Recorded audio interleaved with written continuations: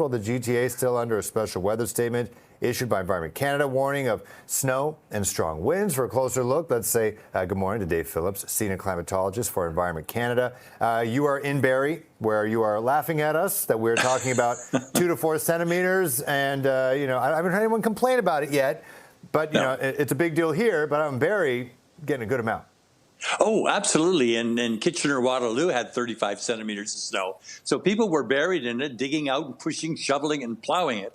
And gosh, Toronto just seemed like a skiff of snow. I think you had 1 centimeter of snow Thursday and a trace Friday. But my gosh, it started snowing after midnight last night, and I think you've had maybe 2 to 3 centimeters of snow. But hey, it's the temperatures have warmed up, and so we're seeing rain in the last couple of hours. So it's more of a messy kind of a mix. But I think the special weather statement is still in effect because of the strong winds, Phil. What we're seeing are winds at 60 to 70 kilometers per hour. So even with flurries that may come during the day, that'll kind of blow it around, and it'll help to make that the surfaces kind of slick. Temperatures will still be above the freezing mark, but I think later this afternoon they'll begin to fall, and the winds will also begin to kind of turn around directions from the southwest more to the northwest. And by tomorrow morning, I think the winds will be light, but hey, it'll be a blustery day for many people today. And so what's the rest of the week looking like? Is this a sign of things to come? Also, I haven't chatted with you about a preview of the winter itself. Are we going to have the same kind of winters we did last year? Well, Phil, I think there's a good chance that what we're going to see now is some cold air. I mean, you've been sort of hovering around that freezing mark, but I think that given as we get into tomorrow and Tuesday, I think I looked at the next 2 weeks.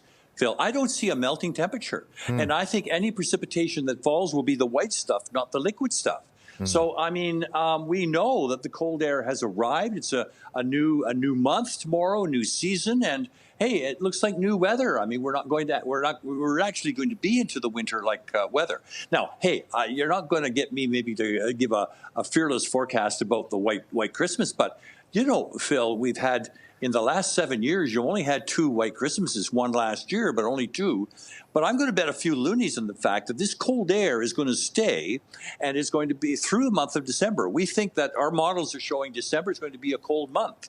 And then we don't know what the rest of the winter is like, but it may be the toughest part of winter is going to be the first part of winter, this month of December. So my sense is the cold's going to arrive. It's going to stay there, and as the snow collects, it will mount up. So my sense is kids that get saucers or toboggans or sleighs at Christmas, they may be able to use them. Hey, that's a long ways of, and there's no guarantee, but my sense it's looking more like that than not. And real quick, obviously we're Toronto's breaking news, but there's people who commute from places like Barrie and Kitchener-Waterloo to come to the city. Why is it that they're getting so much more snow than us? I know it sounds like a crazy question, but is it just a different system, or what's going on there? Yeah, no, Phil, it's the same system, but you have the urban heat island.